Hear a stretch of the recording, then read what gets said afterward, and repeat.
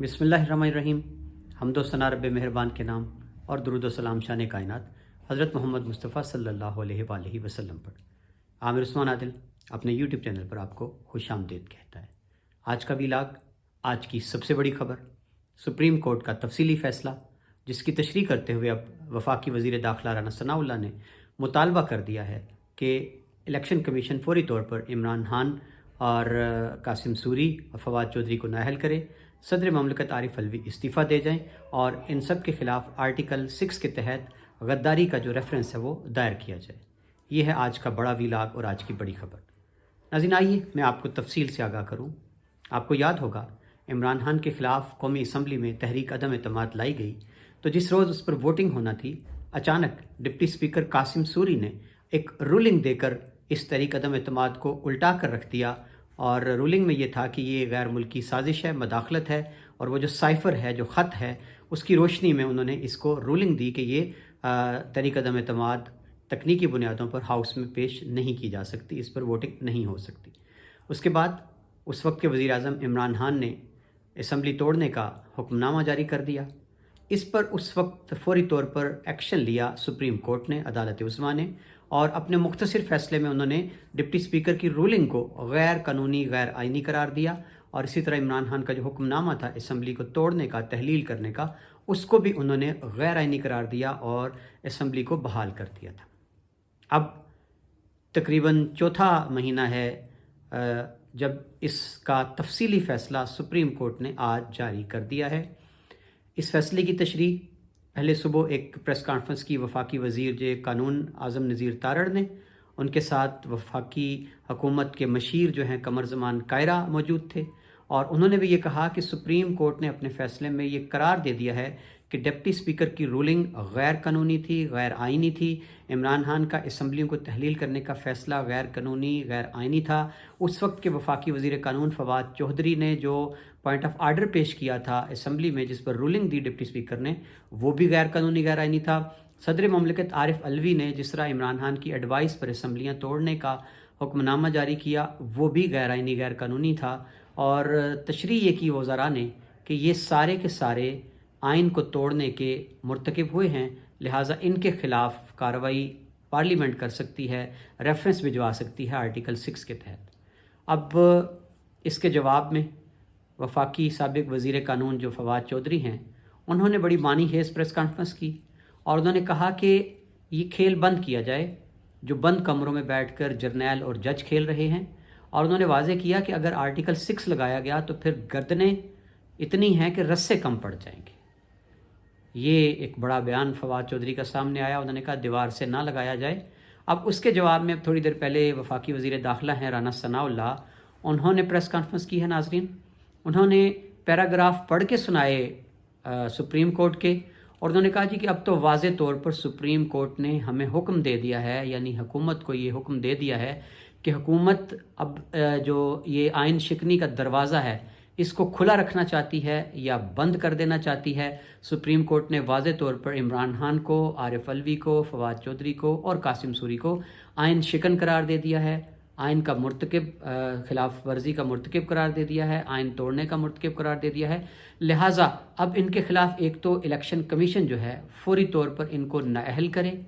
और स्पीकर इनको नाअहल करें, इनका रेफरेंस भिजवाएं नाअहली का इलेक्शन कमीशन को। और साथ ही साथ उन्होंने ये कहा है कि हुकूमत तैयारी कर चुकी है कि इन सब के ख़िलाफ़ जो आइन का आर्टिकल 6 है, आइन को रोंदने का, आइन को तोड़ने का, ये गद्दारी के ज़ुमरे में आता है, वो रेफरेंस फौरी तौर पर भिजवाया जाएगा और यही अदालत का हुक्म है। और साथ उन्होंने इस मौका पर कहा कि आरिफ अलवी को शर्म हो ज़रा सी भी, तो उनको अब खुद ही स्टेप डाउन कर देना चाहिए, यानी उनको इस्तीफ़ा देकर घर चले जाना चाहिए। राना सनाउल्लाह ने बार बार इस वक्त जो सहाफ़ी मौजूद थे उनकी प्रेस कॉन्फ्रेंस में, उनके सवालों के जवाब देते हुए वाज़े तौर पर कहा कि हमारे पास रस्ते खुले हैं कि इनके ख़िलाफ़ नाअहली के रेफरेंस भिजवाए जाएँ इलेक्शन कमीशन को, इन्हें फौरी तौर पर नाअहल करवाया जाए, डी सीट करवाया जाए, और उसके बाद जो है वो पार्लियामेंट जो है आइन के आर्टिकल 6 के तहत कार्रवाई करे और रेफरेंस भिजवाए और इनके ख़िलाफ़ बगावत का मुकदमा दर्ज किया जाए और गद्दारी का मुकदमा दर्ज किया जाए और फिर इनको कड़ी से कड़ी सज़ा दी जाए। और एक सहाफ़ी का सवाल था کہ کیا عمران خان کو گرفتار کیا جائے گا، تو ان کا کہنا تھا کہ مجھ پر موقوف ہو تو میں تو فی الفور گرفتار کر لوں، لیکن میں عمران خان کو کوئی 751 اور کوئی چھوٹے موٹے مقدمے میں تو نہیں گرفتار کروں گا، میں منتظر ہوں کابینہ کی اجازت کا، جس وقت مجھے کابینہ کا اشارہ ملتا ہے میں عمران خان کو فی الفور گرفتار کروں گا۔ اور مزید ان کا یہ کہنا تھا کہ کابینہ جو ہے اب وہ غور کر رہی ہے، اور مجھے امید ہے کہ اب جو سپریم کورٹ کا حکم نامہ آ گیا ہے ہم اس سے بغاوت نہیں کر سکتے۔ جی ناظرین، ذرا اس فیصلے کی جو آج تحریری فیصلہ جاری کیا ہے سپریم کورٹ نے، تھوڑا سا غور کریں تو ٹائمنگ دیکھیں کہ عین جب ضمنی الیکشن کی مہم عروج پر ہے، 2 روز باقی ہیں، 17 جولائی کو اتوار کو پنجاب کی 20 سیٹوں پر وہ جو منفرد اراکین اسمبلی تھے پنجاب کے، ان پر ضمنی الیکشن ہونے جا رہا ہے، اور اب تک کے جتنے سروے ہیں، جتنی غیر جانبدار رپورٹس ہیں، وہ یہ کہتی ہیں کہ پی ٹی آئی کا گراف بہت بلند ہے، پی ٹی آئی اکثریت سے بہت سے حلقوں میں جیت رہی ہے، نون لیگ کو بڑی مشکل پیش آ رہی ہے۔ تو ایسے میں ٹائمنگ دوبارہ میں دہرا رہا ہوں کہ غور کریں کہ اچانک وہ فیصلہ جو 4 ماہ سے پینڈنگ تھا، تحریری فیصلہ جاری نہیں کیا گیا تھا سپریم کورٹ نے ڈپٹی اسپیکر قاسم سوری کی رولنگ پر جو انہوں نے ایکشن لیا تھا، اب اس کا فیصلہ اچانک آج ہی کیوں؟ یہ ایک بنیادی سوال ہے۔ وہ فیصلہ مہینہ پہلے کیوں نہیں آ گیا، 15 دن پہلے کیوں نہیں آ گیا، 17 جولائی کے بعد بھی آ سکتا تھا۔ اب ہوا کیا ہے کہ آج جناب ایک اچھا خاصا